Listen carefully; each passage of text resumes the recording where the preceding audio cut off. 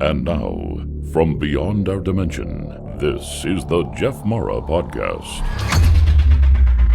Here's Jeff. Today's guest is Sandi Taranto. Sandi had a near-death experience where she encountered a mystical being and she was taken into the divine presence of God. Sandi, thank you so much for joining us today and welcome. Thank you. It's a pleasure to be here. All right. My audience loves to hear about near-death experiences. So if you don't mind, can we start with your most impactful ones? I think I'm going to skip around just a little bit, if that's all right with you. Sure. I believe that the first one that's the most important one to me in some ways is actually the one where I had an out-of-body experience. I was being abused at the time, and I left my body. We were at the hospital. The doctor had hooked me up to various machines. One of them was an EEG. It was the little bars, they poke up your nose. That's lovely. And the heart monitor. Both of them had flatlined. I stepped out of my body, and I lived with foster parents at the time. My foster parents and the doctor were arguing, and he said, "I'm not going to argue with you here." And he led them off down. They went down a long hall, through a set of double doors. They turned a corner. They went through another set of double doors. They went down another long hallway. They went into an office. They closed the door. There was a being, I'll call it a being of light with me. And the being said to me, "Listen to what they say and remember it." I listened to them arguing. And after a few moments, the being who was with me said, "Let's go." And this was the point at which there was just a transition. I didn't have a tunnel experience. I didn't move through anything. It just sort of shifted. There was a feeling of transition, and just the merest concept of maybe a tunnel. The tunnel wasn't important. We were just there. It was almost at the speed of thought, slightly slower. We were out there. We were in space. We were in the cosmos. It was incredible. I had 360-degree vision, up and down, sideways, everywhere. I didn't have the blinders of just straightforward vision. And I didn't have just this plane. It was up and down and just all around I could see everything everywhere. And I could zoom my vision in. If I wanted to see something that was technically far away, you would think of it on the horizon. I could see it as clearly as if it were directly in front of me. I could look into things. I could see a tiny little molecule floating right in front of me, and I could see into it, down into every little detail and all the splendid majesty of that one tiny little floating speck. The entire universe was there. I could zoom out, maybe trying to use words that can make it make sense a little bit. I could see everything all at the same time. The entire, my awareness and my vision and my understanding expanded and contracted as I chose. I didn't even think about it. If I wanted to see, I want to see it all. Whoosh. Oh no, what is this little thing? Whoosh. In the colors, there were other colors. We don't see all of the colors. Our minds are limited, or our our eyes are part of our brain, and they limit what colors we can see. I didn't have that limitation.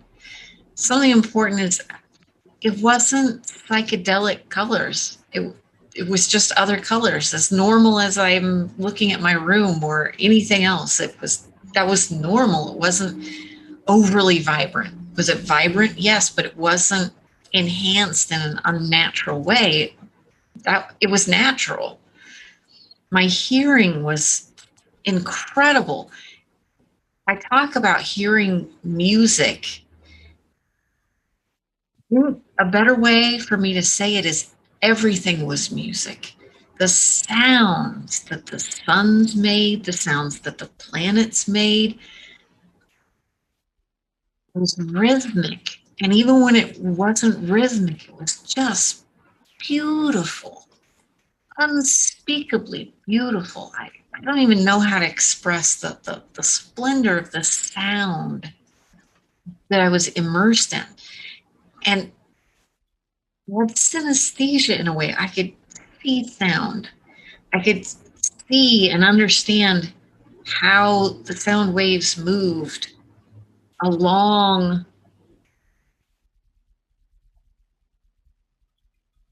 physical objects. I don't even, obviously, I don't know how to explain it or express it. The sound was phenomenal. The sound was incredible. I could smell, but in a very different way.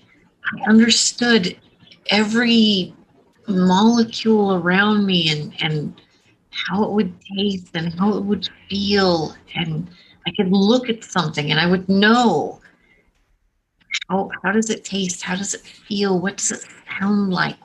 What is this thing? The being that was with me took me all throughout this cosmic area, I guess is the best way to. I saw a nebula. I saw planets. I played in lava. I was able to just play in the lava. It was joyful. I was so joyful. Everything was just wonderful and perfect. I didn't get to stay there forever. It felt like forever. And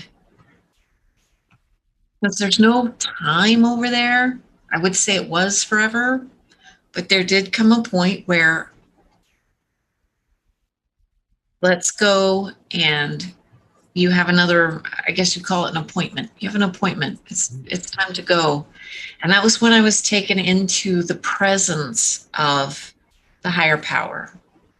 And I don't like to call it God because I feel like there's a lot of bridge around that word. A lot of people try to fit this being into different little shoehorns. And the incredible intelligence and loving and vast. At the same time that it's vast, it's so personal.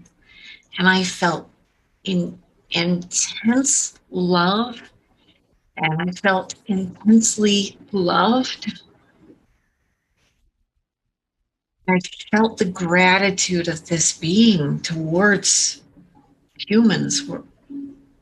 We are so much more than we have any idea of. And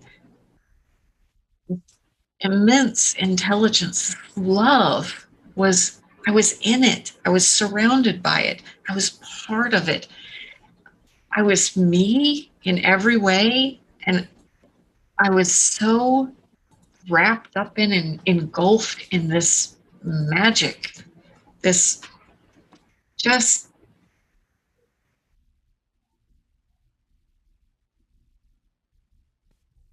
love has weight over there. It's like a physical feeling presence, and it's immense and immense. And it was just a place of light. The light was every color and no color, and in the way that light is.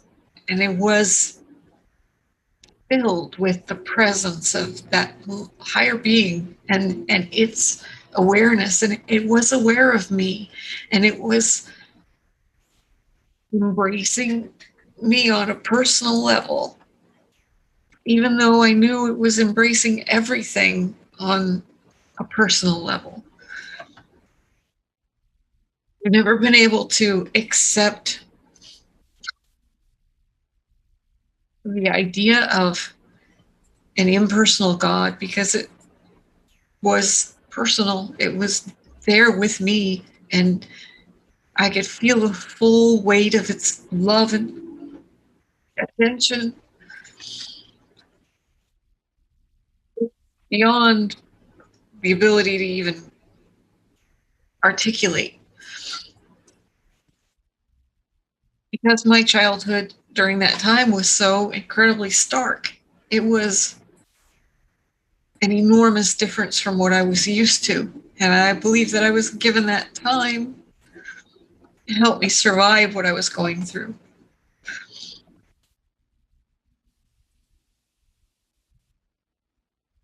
I wanted to stay there, but I knew that I wouldn't.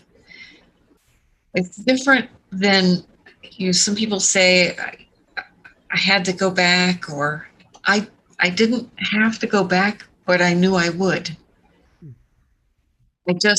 I knew I would. And as it took me back to my body, the light being, I call it my attendant. As my attendant took me back to my body, I stopped and I said, I don't want to go. But I know. And we weren't talking the way I'm talking now. It was telepathy. I just knew I knew what it was saying, and I knew it was coming from it and not from me. You just know where the thoughts are coming from. The thoughts are there, and there's instant communication. And I said, I know. I said, I'm going to suffer a lot. I said, yes. And it said, you don't have to go. You will be equally loved. And no one thought you would get this far. So even though you have a lot more scheduled, it's okay. You don't have to go back, and you won't be any less loved or accepted if you stay. I wanted to stay.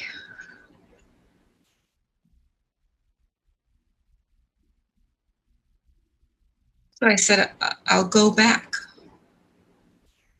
And I just felt its pride and love. And I went back. You said that you had stuff scheduled. Does that mean that you already planned out this life? That's in a manner of speaking. Let's say, for example, you're going to take a trip from New Hampshire, where I live, California. You know that you're going to California. Let's say San Diego. I was born in San Diego. We'll use that. You know that you're going from New Hampshire to San Diego. What you do along the way, you might stop and see Niagara Falls, or you might go the other way and stop in Texas. There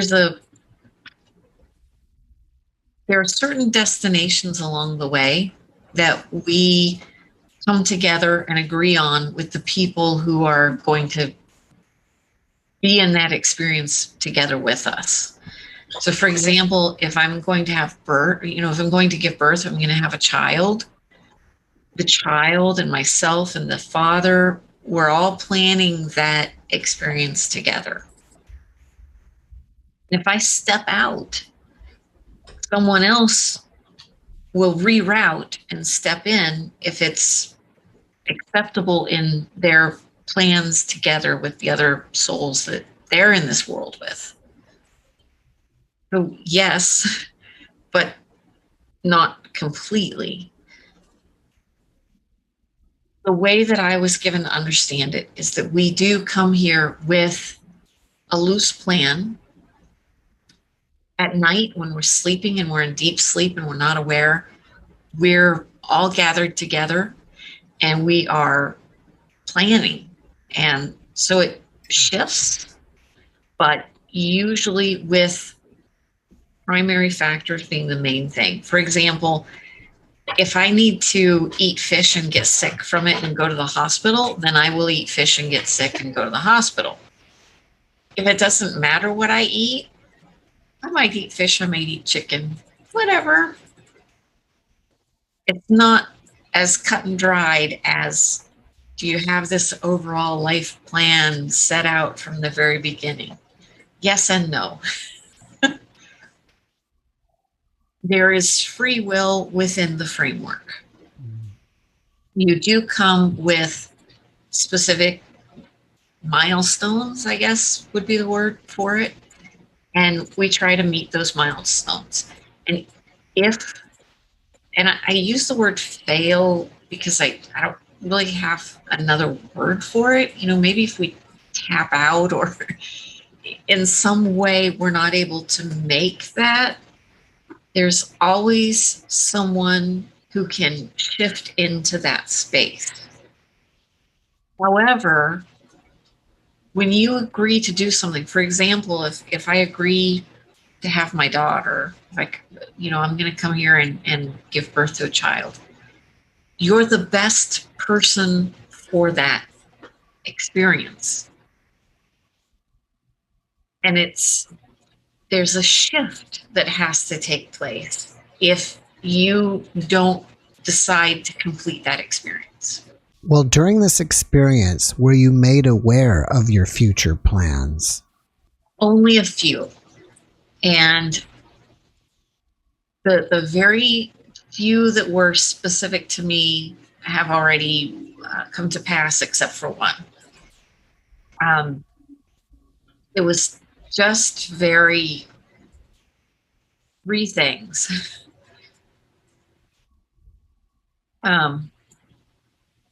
I was shown a few things about the world. Unfortunately, several of them we're not going to be here for. So if I tell you, there's no way for you to verify. It's some 300 or so years in the future.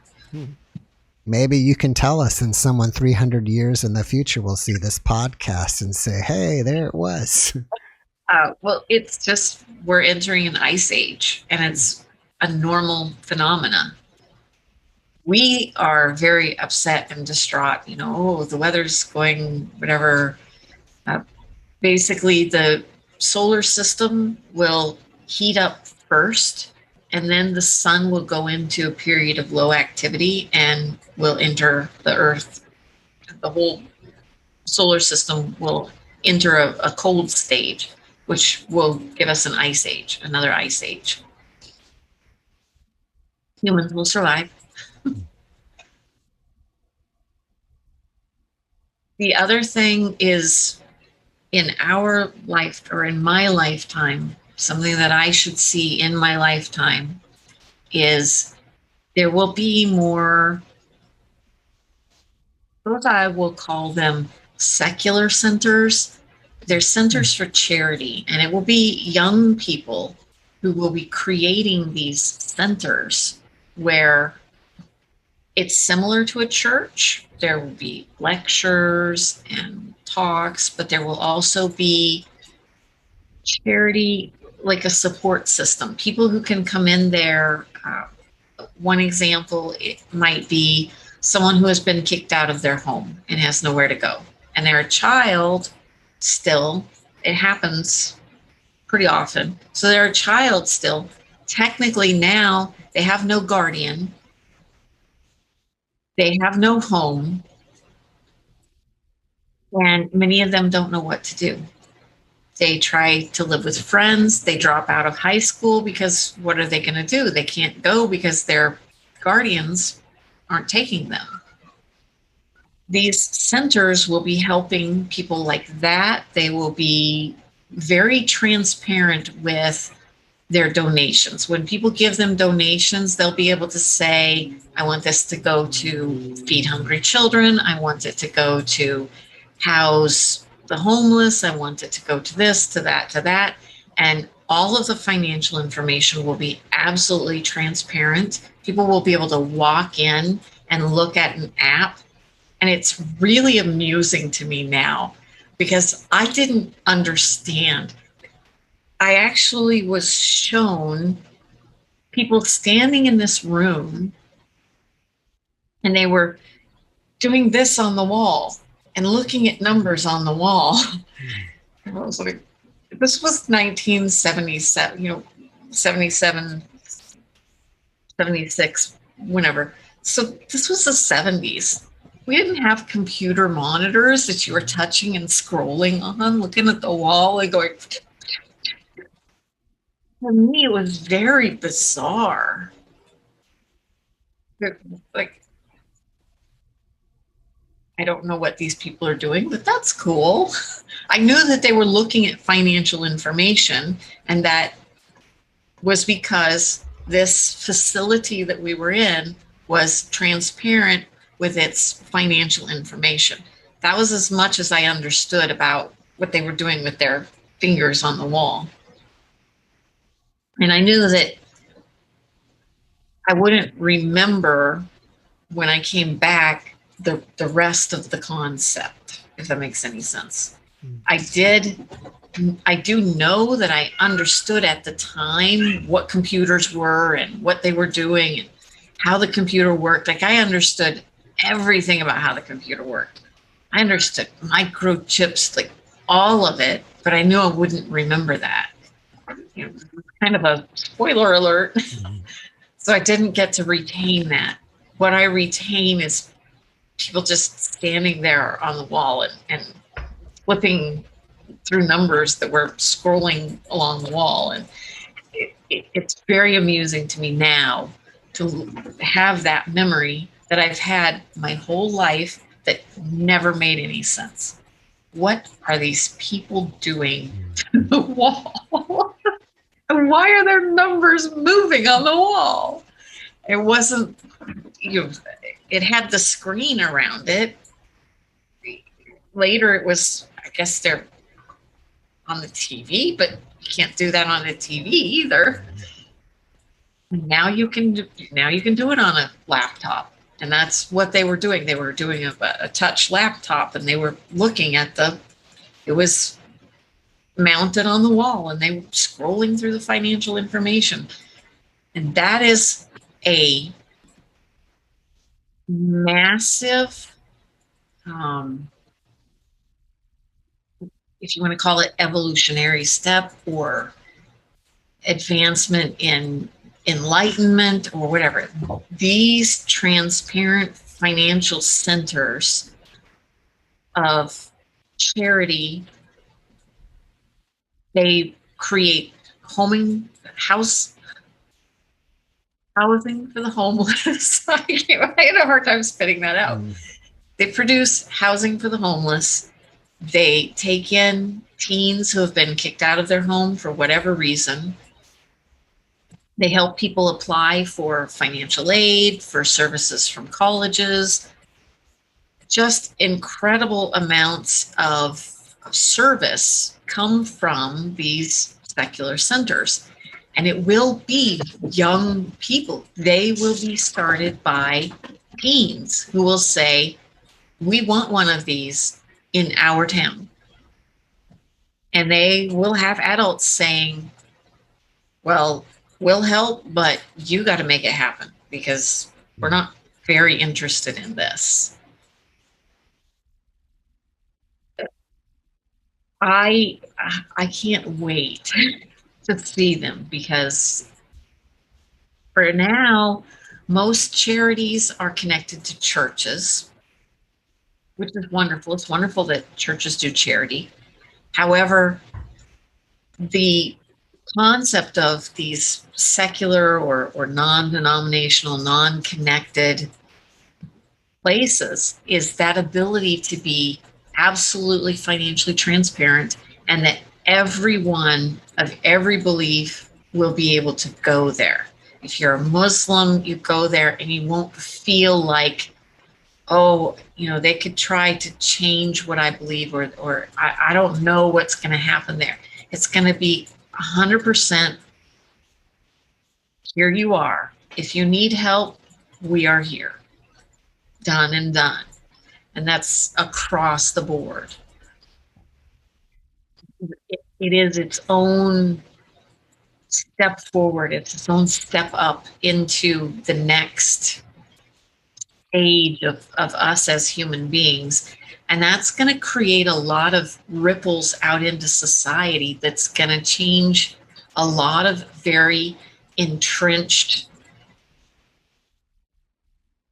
systems. For example, the very entrenched medical system is going to be altered by this. The political system is going to be altered by this.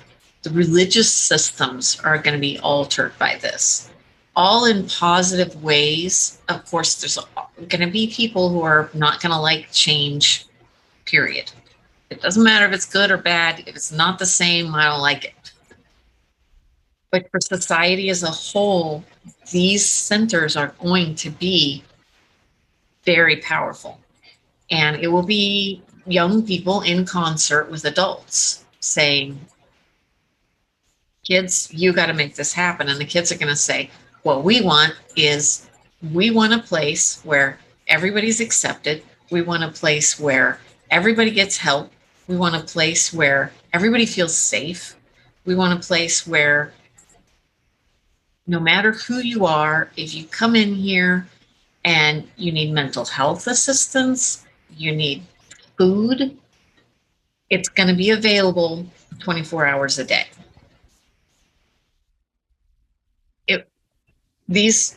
The building that I was in when I was shown this was massive. It was as big as an airport. These are not going to be small little buildings. Some of them are going to be small little buildings. That's how it's probably going to start out. From what I remember, it starts small and then it just becomes this progressively growing charity organization. But nobody owns this. No, the Catholic Church doesn't own it. The Hindus don't own it. Nobody owns this. This is a public facility. And if somebody's mismanaging money, for example, it's going to show up in those financial evidences that will be available all the time. Did you see this happening in your lifetime? I see this happening. They showed it happening in my lifetime. Yes. I think those will be great. I can't wait. I hope that's an accurate. The other things that were shown to me were accurate. So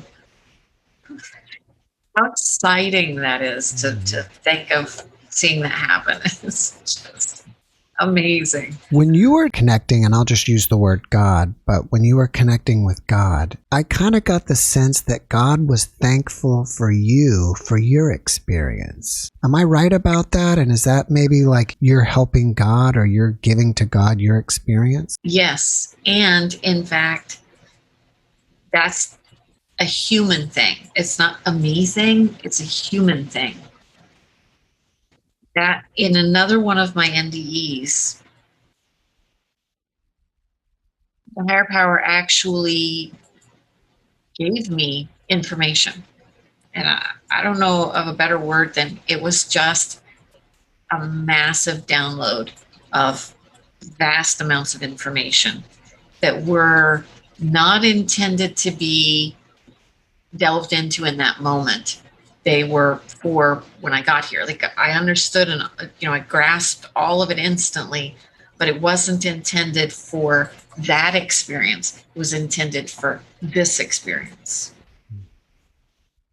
In that download of information, in another one of my NDEs, and I have a number of them, so I'm not going to talk as much about that one in this podcast, but in that NDE, I asked the question, to my attendant, I said, it asked me, it said, what question are you wanting an answer to, but not asking me?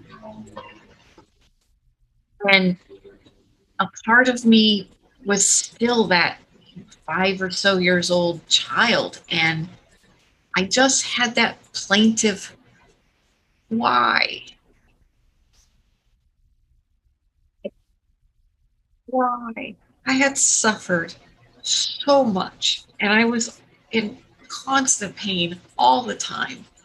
And there are probably a million questions I should have asked, but the little suffering girl inside of me just said, why?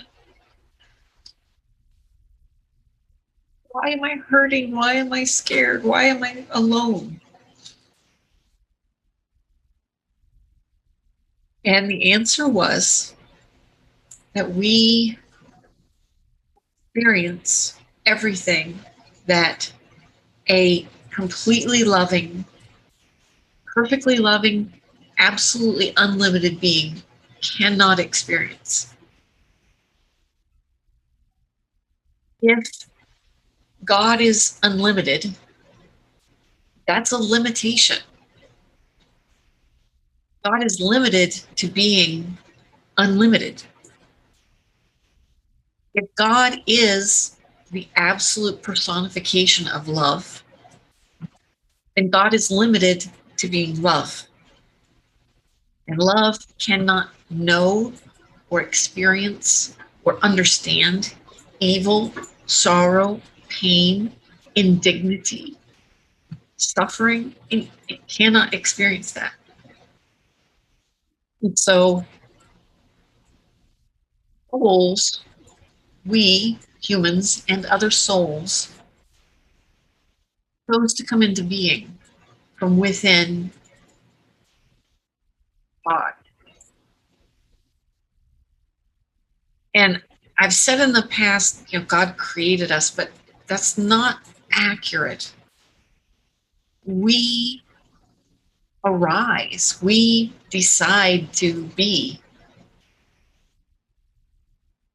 Pretending for a second, my soul's name is Sandi. Sandi decides I exist. And I am going to go and I'm going to have experiences that I could not have when I was only the higher power. If you've ever seen, and if you haven't, please look it up, the Mandelbrot set. If you look it up on YouTube,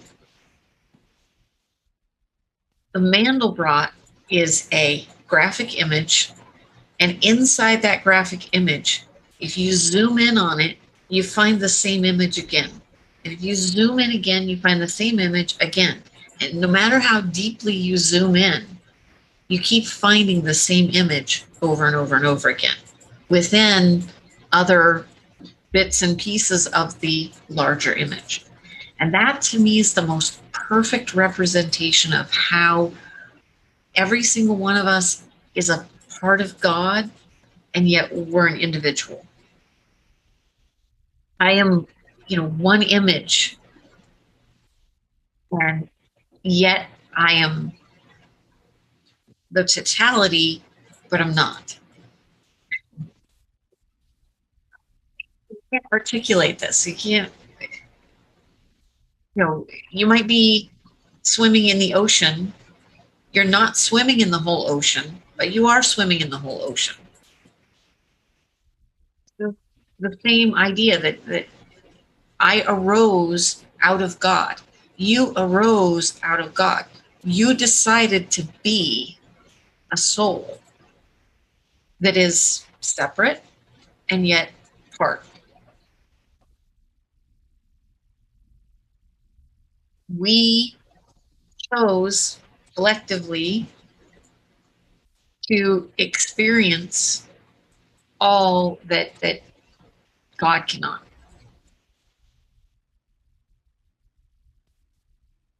Everything that exists, we love it from a soul level. I'm not so good at that. on the earth level. Not so good at that. There's some people I don't like. But on a soul level, we love everything.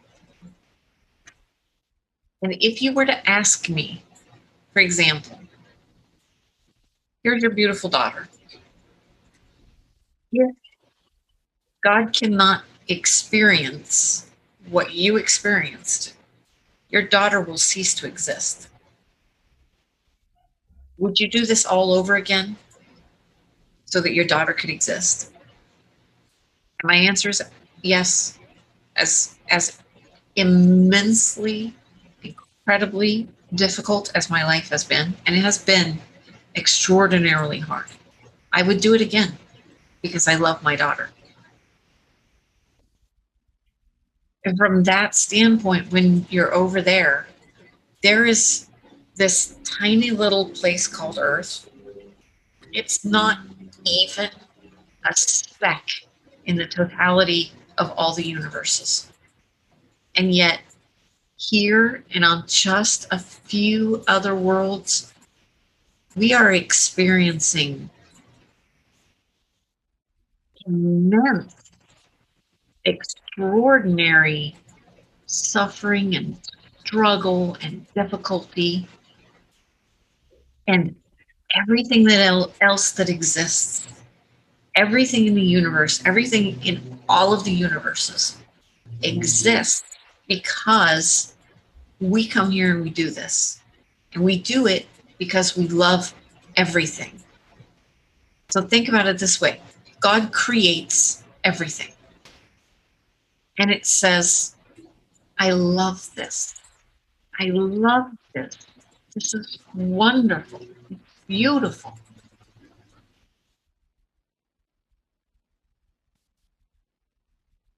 But it cannot exist if I don't exist. And that is when we arose within that being and became separate from it to experience what oneness cannot. Oneness cannot experience separation. Love cannot experience hate. Joy cannot experience grief. We, as souls, loved everything that God made so much that we said, yes, I will go and I will suffer and I will experience it as real.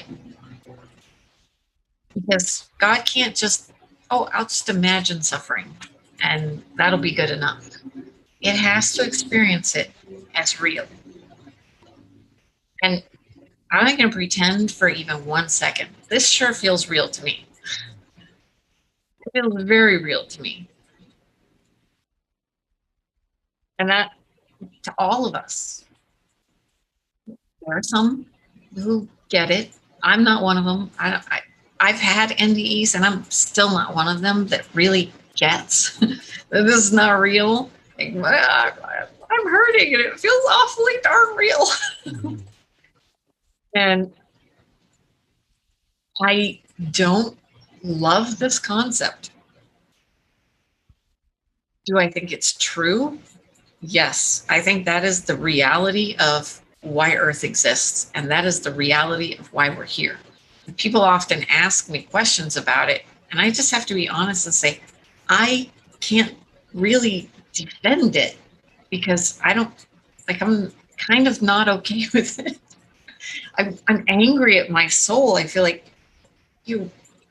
my soul got to decide the difficulty level that I was going to play this game in. And it was like, hey, I don't like hardcore mode. Let's ramp it up a little.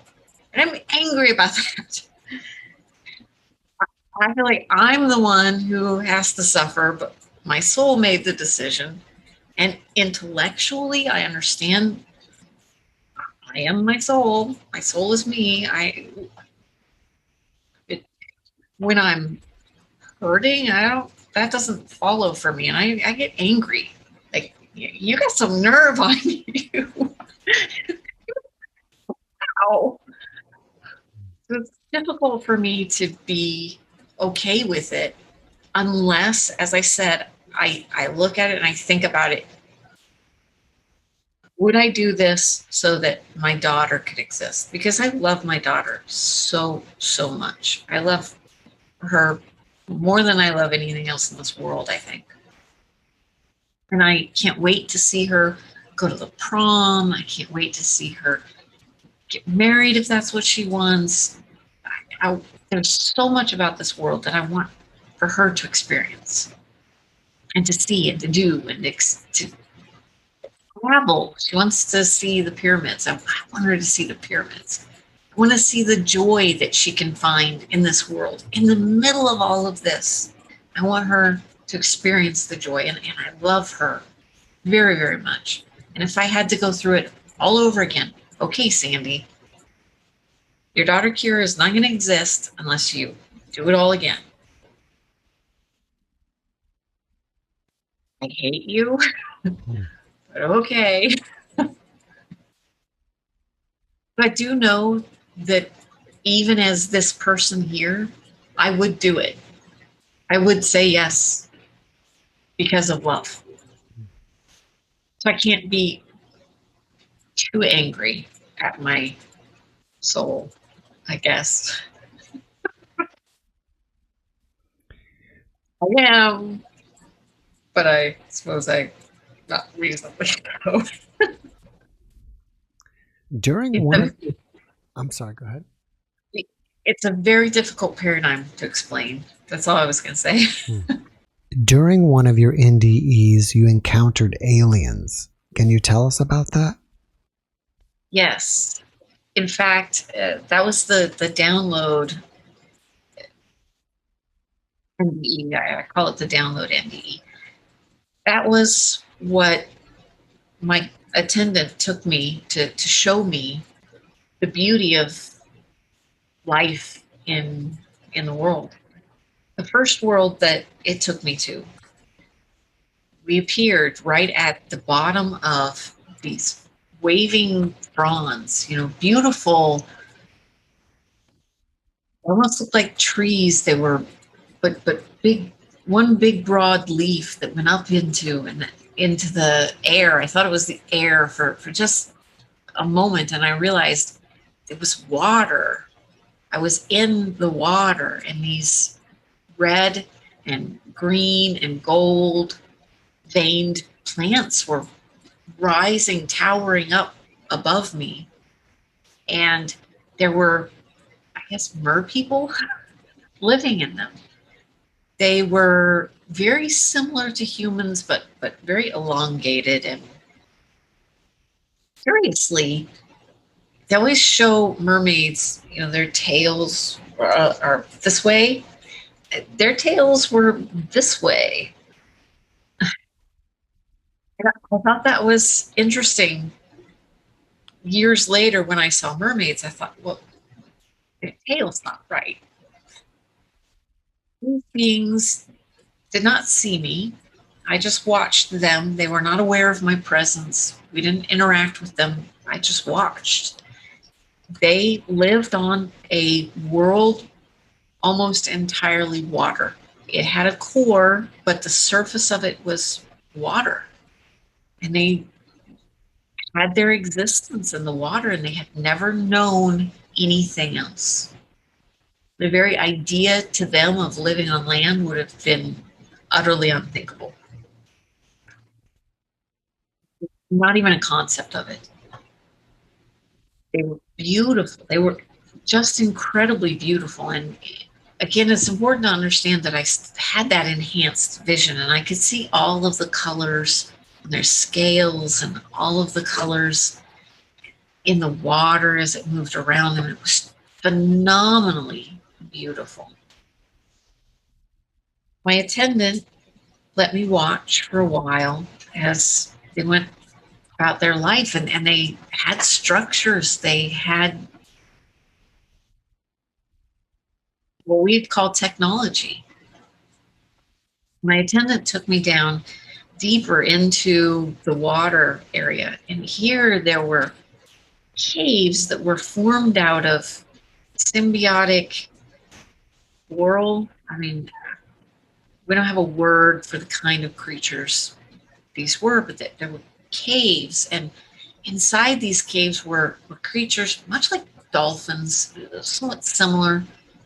Their visual aspect was different, but they were ecstatic. They could see us, and they were ecstatic to see me there. And they swirled in the water around me, and like puppies, like you're like happy puppies. They were just overjoyed, and they led me through these caverns, and they, with this direct kind of telepathy, explained, this is where we live, and look at these beautiful beings who are supporting us, and these over here make oxygen, and this one sometimes it sends off stuff into the water that these ones over here eat. And they were explaining and describing their whole existence to me, and it was incredible. They were living their lives happily, total peace and harmony with their world and with every other thing on their world. And they even were sending out calls to another, they call dolphins pods, so having no better language for it, to another pod of their kind, who also came, and it was this huge excited gathering of them. And finally, when it was time to go, my attendant stopped me and said, it's respectful to say goodbye before we go. And didn't use the word goodbye, but to take our leave. And so I bowed to these creatures, and they said, we have done our part. We have eased your grief, and we have shown you hospitality and joy, and we ask in return your blessing. So I gave them my blessing, and my attendant gave them his blessing, and we moved on. We went to another place. At the time, it didn't seem odd to me that they wanted a blessing from me, and I don't have a better word for it, but it was more like a gift of energy, a gift of, from a soul level. It was a package of energy, a package of wisdom and knowledge. And when I left, I knew that these beings, in part because of their interaction with me, because they had done a service, they would be elevated and become more advanced, like the first beings that I saw. It was such a profound and beautiful experience. I feel like a lot of times when people describe their NDEs, they don't give enough, I saw other planets. It's amazing and awesome, but I feel like people want to know what that meant. And in this case with these beings, it meant such an extraordinary connection.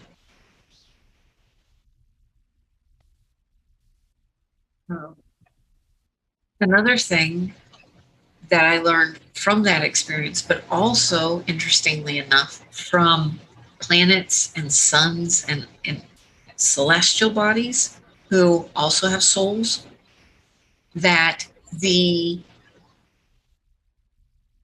primary tool that we have for lack of a better word, is love. Like love is you need to give love, receive love. Love is the divine. It's that spark of divine, and it reconnects us with God, the divine, the higher power. But the highest virtue is not love. Love is not a virtue. It's a thing. It's a tool. It's an experience, but it's not a virtue. The highest virtue is respect. So when I was surfing on lava on the planet it was a developing planet, be billions of years before it sees its first sign of life. It was a molten lava planet. And as I was surfing on it, I instinctively asked before, like I wanted to make a geyser. I wanted to make a lava geyser. I was a child playing, and I wanted to make a lava geyser. But I asked it before I did, because I inherently understood that would be a significant disruption to its process. It allowed me, and actually was very open to, hey, play all you want. That helps me develop.